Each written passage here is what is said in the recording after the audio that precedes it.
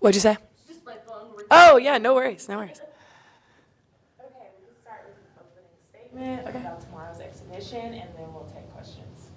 Yes, we are super excited to get back on the floor. It's been a really good week of practice, a really hard week of practice. Just a lot of questions answered and a lot of things solidified for us in terms of just character check, gut check. But I think after, a week like last week, a game like last week, we get to see if our players respond. And I've seen a response in practice, and ultimately we get to see if there's a response tomorrow night, which is what I'm looking for. When you face adversity as a staff, as players, you just want to see your program respond, and that's the only choice that you have, and you want to see them respond in the right way. And I've seen that over the last 4 or 5 practices, and so hoping that carries through tomorrow night, and there's some hard lessons learned, and we put those lessons to practice tomorrow night. But we're really excited to get back on the floor, eager for another opportunity, and really our last kind of dress rehearsal, if you will, before this thing gets real. So like I told the players, if we need to learn these lessons, let's learn them right now while our record is still 0-0, before we get into real, legitimate gameplay. So we're excited for the opportunity, excited for our fans to get back out here and hang with us and support us. And it was a tremendous crowd last week, hoping it's the same tomorrow night. And yeah, we're ready to go. So with Mickey, you expect her to be a scorer. How does she put behind, how kind of struggles in that part of her game? Yeah, I think the way that any other scorer puts it behind him is just like next play, next game. You're not gonna have a great night every single night, and I think she's learning that this is a different level of play. It's a different style of play. It's a new system for her. It's a new everything. So I'm hanging with Becky. Like she's a tremendous player, and we're gonna need her. But I've also challenged her tremendously this week. So I think she's gonna respond. I think she's taking it personal, as she should. I think she's taking it as a challenge, as an opportunity to really look herself in the mirror and say, what do I want to get out of this year? And yeah, she needs to be in tremendous shape. She needs to be in the gym more. She needs to be doing all these things that, her and I have already talked about. And so, like I said, I'm not going away from Mickey Purdue. I know what she's capable of. I've seen it firsthand, and going to continue to challenge her, but also support her. What were the initial things, Becky, that you felt you needed to address after the loss to West Texas? Yeah, I think I'm growing, and I'm continuing to just mature in my coaching, because I think it's easy to want to go in there and just say, you guys aren't in the gym enough, you guys aren't competitive enough, you guys you don't have what it takes. Where I think when you sit back and you look at it and you understand that there's 14 new players on this roster that have never seen that many fans in their life, let alone played in front of that many fans, that maybe were a little bit nervous, that are 18 to 21 years old, and that didn't handle that moment super well. I have to show my team a little bit of grace, and that's what I've done over this last week. Yeah, were we competitive enough? No, we weren't. Were we tough enough? No, we weren't. Those are the easy things to say and to go out there and correct in practice, but I'm showing them some grace. I'm showing them a little bit of just compassion in terms of like they've never been in an environment like that. I'm sure there was a little bit of nerves. I'm sure there was a little bit of pressure they put on themselves to perform and show everybody they are what they think they are. All these things that I think maybe a couple years ago I wouldn't have thought about, and just blamed toughness and competitiveness and all those things. Which, don't get me wrong, those were issues. But we play exhibitions for a reason, to go out there and see 4,000 or 5,000 people and get the nerves out, folks. Like this is it's a blessing, right? So yeah, it's been me just having some perspective on this team and who they are and what they are, and the grace that I need to show them, and also the ways that I need to challenge them. Do you think that Samaya, she had a really good game. Do you think having played in McKale before helped her in that regard? Yeah, potentially.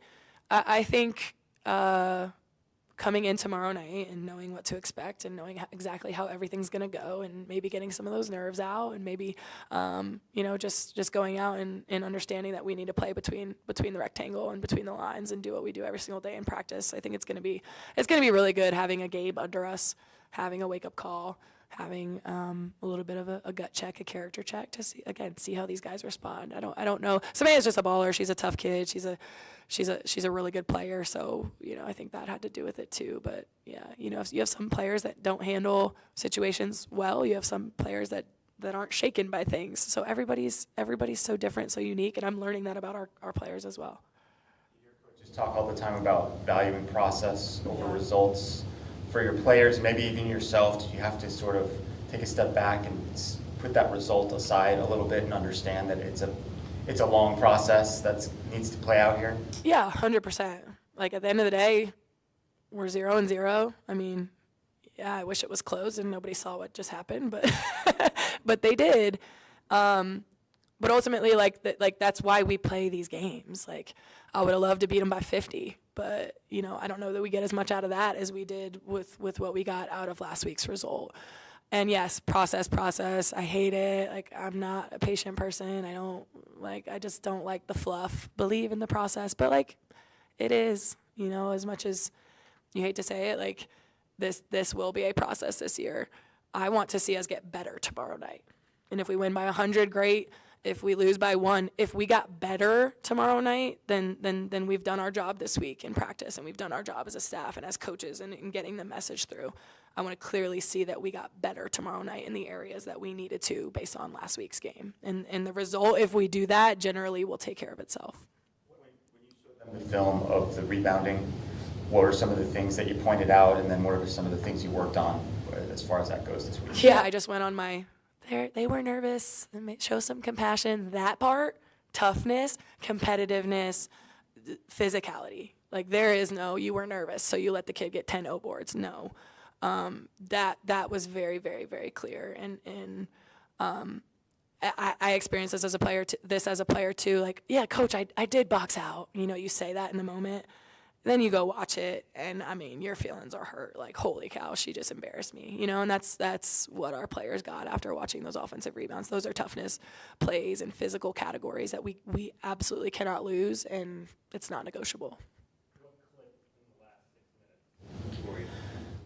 Like, just some things go well, a couple shots go in, our press forcing some turnovers, letting us play a little bit faster. So we definitely emphasize those last 6 minutes. Like, look what you guys are capable of when things go well and the crowd starts cheering. But we also can't be a team that waits for that. We have to make that happen. We have to create that sooner. We can't just be a team that plays well when things start going well for us offensively.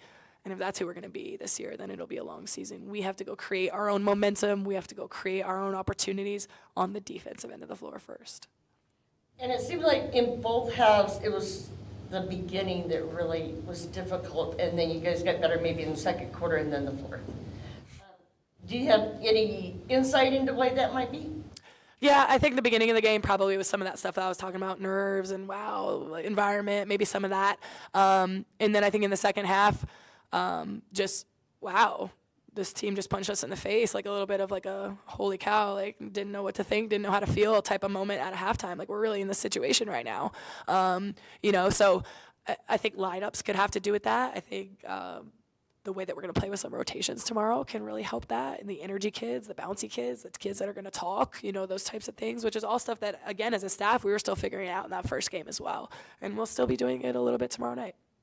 MJ was talking about Helena Puello, who preceded her here as a fellow Spaniard, and based on at least one game, she seems like the similar kind of player in that she can impact the game without it necessarily showing up in the traditional box score numbers. How do you feel like she did that or can do that? Yeah, MJ needs to be on the floor for us. MJ is like a bigger guard for us, which we don't have. She's physical. She's got a tremendous amount of toughness to her. MJ can make shots. She's got to shoot the ball tomorrow night. But she's so coachable. Like, she just does exactly what she's asked, how she's asked, when she's asked. And, ultimately, like, those are the ones that are going to be on the floor that are doing exactly what we're asking them to do, how we're asking them to do, when we're asking them to do it. She's a great teammate. She doesn't pout. She doesn't get down. She doesn't really get rattled. Like I said, she's physical. She's not going to let somebody bully her. Those types of things. Those are the types of players that we need on the floor. But I do need her to be a little bit more aggressive offensively, and that's something I've encouraged her to do the last week of practice, because she can make shots. Like, that's why she's here. Do you think that her experience playing in international competitions and with, I'm sure, older players in Europe has helped her handle like a situation like the other night or whatever you're going to face? Yeah, absolutely. I think her experience internationally has definitely helped her not be in shock and in awe of like environments like this. Like we were in the other day, she's been in those, she's been there, done that, had success. But I also think playing internationally is such a different game than playing over here in the United States. So she's been adjusting to our style of play over here. So she's doing a really, really, really good job, and she just stays the course, and she's so coachable. She's such a good kid. Just like all the mechanisms of game day, how it worked, players' arrival, warm-ups, how you dealt with your coaches in game, how did all of that work for the first time? Yeah. I thought it worked really well. We talked about some things as a staff, some things that we need to clean up, some things that we liked, some things that we didn't like. Coaching our staff on like what I need from them in games as well. They're still learning me on the sideline. I'm still learning them and what their value can be in terms of just all that stuff that gets worked out during a 40-minute game that you don't get to practice that stuff until you're actually, in those situations. But as far as like atmosphere, environment, staff, game day, like all that stuff, incredible as I imagined it would be. Very, very, very well done here, very high level for sure. Unfortunately, the play did not match that, but it will tomorrow night for sure. Denaya is somebody, am I saying that right? Yes. Somebody you recruited to Buffalo Yeah. and then brought here as well. What did you see in her game in high school, and has that translated so far? Yeah, we actually we got Denaya to commit really early at Buffalo because I knew she was going to get P4 looks. Like I knew if she hung around and waited and like bet on herself that she was going to get some P4 looks. She's dynamic, she's explosive, she's super like uber athletic. If you look at her, you don't think that's a true freshman body by any means. So we were lucky to get her to commit to Buffalo early before somebody else could scoop her up at a higher level. So that's why when we got this job, I knew it was a no-brainer to bring her along. She's loyal to me, understands me, wanted to be coached by me, and so this was a really smooth transition for her, just bigger stage, better opportunity. And again, like she's going to be somebody that's like, you talk about MJ, true freshman, Denaya, true freshman, Molly coming in and giving us great minutes the other night. Like, these are all true freshmen that we've got on the floor right now. So you can think about, freshmen coming in and they're just a blank canvas. You just have to coach them and they just don't know anything. So you have that challenge as freshmen.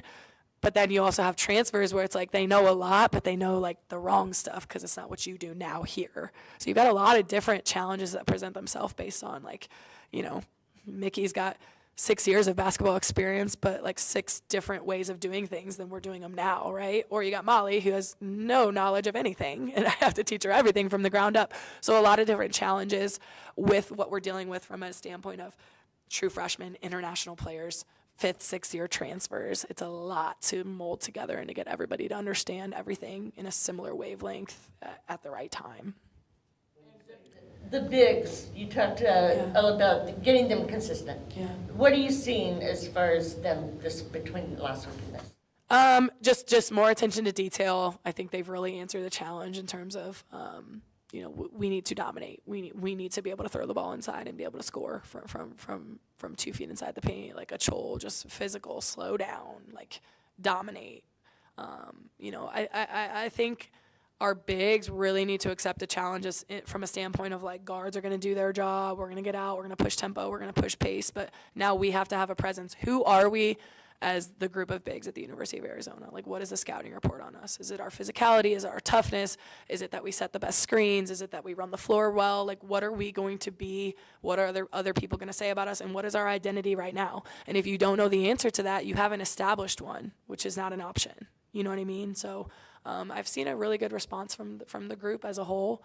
I still don't know if tomorrow there's an answer of somebody that's going to play 30 minutes in that group. But I'm going to go down the line until we figure out who that is. When you say Denaya wanted to be coached by you, how would you categorize what that means in terms of your style and why a player would say, I want to play for Becky Burke? Yeah, she wants to be challenged. She wants to be told the truth. She wants to be coached hard. She wants to be the best player that she can possibly be. Like, Denaya is not like fake tough. Denaya is real tough. Like, the kid has gone through a tremendous amount of adversity in her life.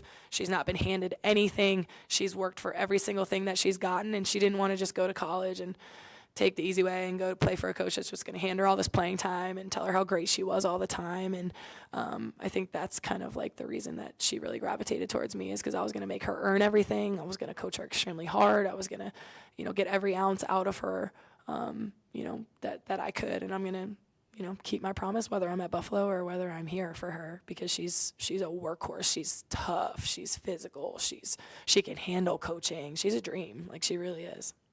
Seems to be a really positive kid. Do you think that helps her withstand maybe some tough coaching? Oh yeah, you could tell her whatever you want, direct. She just, a lot of, I want direct coaching. Like, no, you really don't. Like, she actually does, so she's, she's as great of a teammate as you'll find. She's as bubbly as it gets off the court. Her personality is phenomenal. Like, when it's time for business, like, coach her hard, tell her the truth, be direct with her, and she responds to that, which is really refreshing. How did you come up with the phrase, bear down, sleeves up?